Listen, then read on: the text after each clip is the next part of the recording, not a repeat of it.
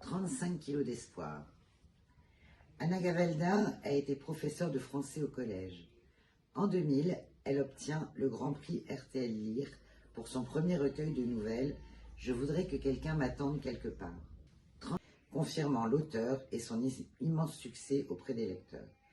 35 kilos d'espoir est son premier et unique roman jeunesse.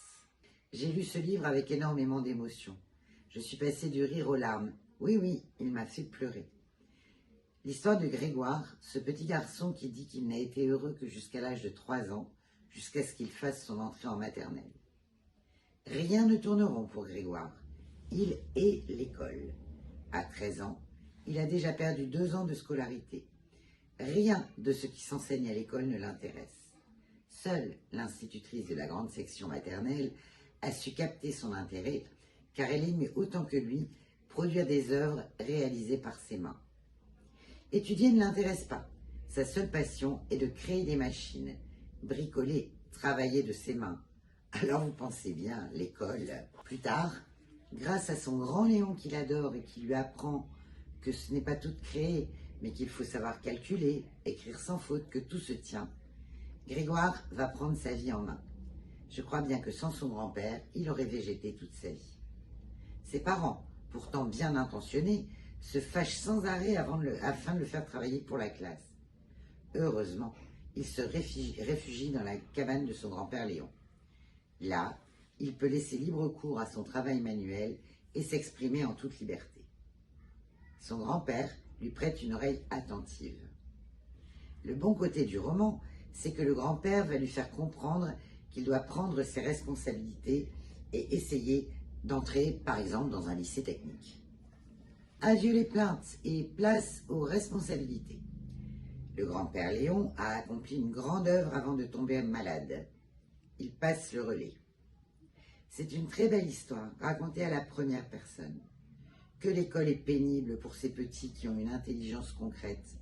Pas toujours simple de motiver des élèves à la limite du décrochage scolaire, ni de combattre cette étiquette d'abruti que la société en général et l'école en particulier leur colle sur le front.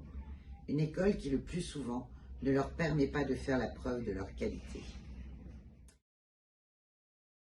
J'ai lu ce livre à mes élèves de CM2 tous les ans pendant de nombreuses années en début d'année scolaire pour leur donner confiance en eux et surtout que chacun d'entre eux pourrait trouver sa place d'abord dans la classe et ensuite dans la vie. Ce livre est vraiment un message d'espoir, bien plus que les 35 kilos annoncés pour tous les enfants. Le style d'écriture est simple et l'analyse du personnage de même, sans fioriture, au langage vrai. Je hais l'école. Je la hais plus que tout au monde, et même plus que ça encore.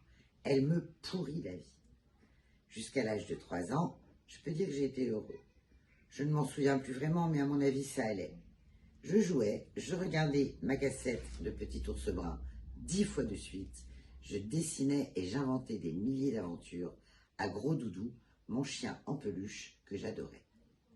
Ma mère m'a raconté que je restais des heures entières dans ma chambre à jacasser et à parler tout seul. J'en conclus donc que j'étais heureux. À cette époque de ma vie, j'aimais tout le monde et je croyais que tout le monde s'aimait. Et puis, quand j'ai eu 3 ans et 5 mois, patatras, l'école. Il paraît que le matin, j'y suis allée très content. Mes parents avaient dû me bassiner avec ça pendant toutes les vacances. « Oh, tu as de la chance, mon chéri, tu vas aller à la grande école. Regarde ce beau cartable tout neuf, c'est pour aller dans ta belle école. » Et gna gna gna, il paraît que je n'ai pas pleuré. Je suis curieux. Je pense que j'avais envie de voir ce qu'ils avaient comme jouet et comme Lego. Il paraît que je suis revenue enchantée à l'heure du déjeuner, que j'ai bien mangé et que je suis retournée dans ma chambre raconter ma merveilleuse matinée à Gros Doudou.